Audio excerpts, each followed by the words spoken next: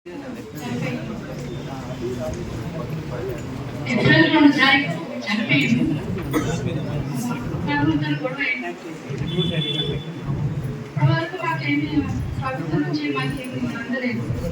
నా భర్త కూడా వికలాంగులు, కాళ్ళు లేవు, మాకు ఇల్లు కూడా లేదు. మా పెద్ద బాబు పని చేస్తాడు, మాకు కడుస్తుంది. మా భర్తకు పెన్షన్ కూడా రాలేదు.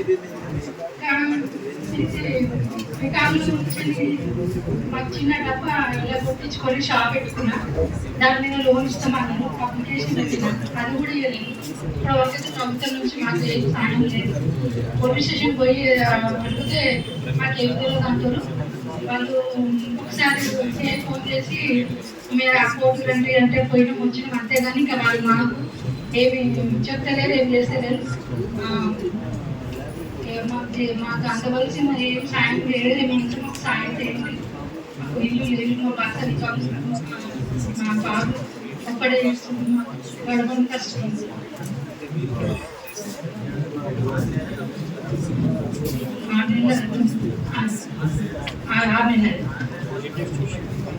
ఏం నష్టం ఏం రాలేదు.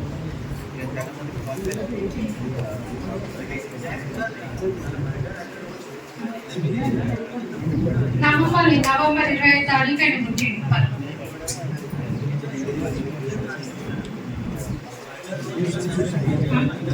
18 మధ్య 10th క్లాస్ అయిపోయింది, కాలేజీ జాయిన్ అయింది 2000.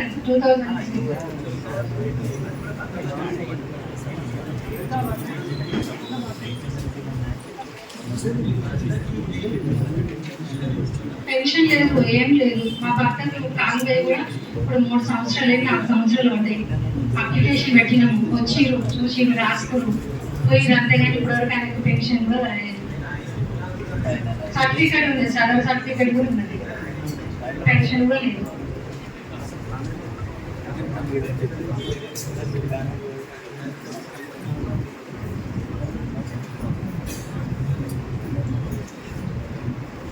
యాదమ్మ కేసులో సపరేట్ ఆమె చెప్పినట్టు భర్తకు 2 కాళ్ళు బెడ్ మీదనే ఉంటాడు, మొత్తం మోకాళ్ళ దాకా కాళ్ళు లేవు, బెడ్ మీద ఉంటాడు.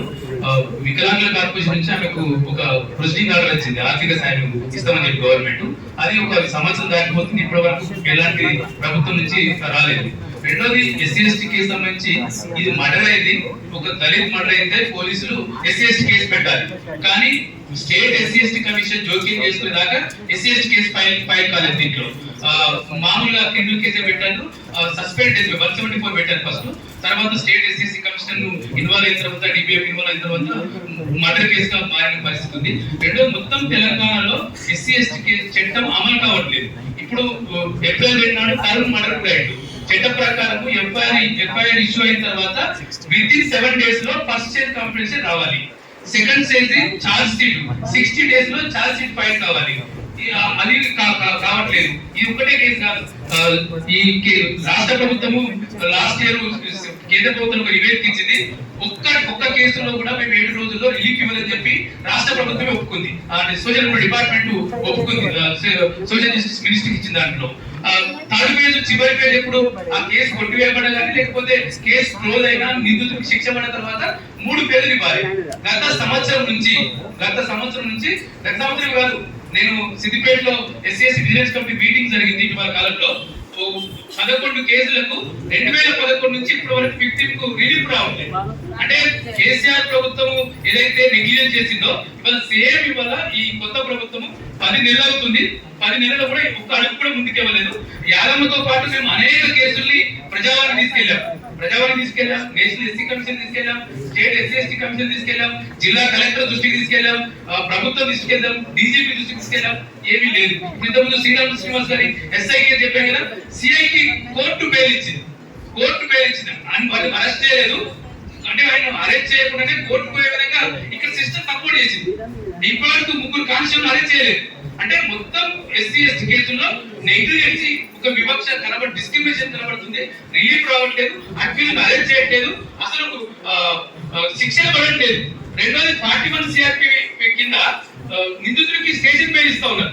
ఇది స్పెషల్ కేసు, ఇది మామూలు BNS IPS కాదు, స్పెషల్ కేసు వల్ల కూడా స్పెషల్ యాక్ట్ ఇది ఎస్సీ ఎస్టీ ప్రొటెక్షన్ కోసం వచ్చింది. కానీ 41 CR కింద బెయిల్ ఇచ్చిన పరిస్థితి మొత్తం ఎస్సీ ఎస్టీ చట్టం ఇంప్లిమెంటేషన్ లో స్టేట్ లో ఒక నెగ్లిజెన్స్ నడుస్తాం.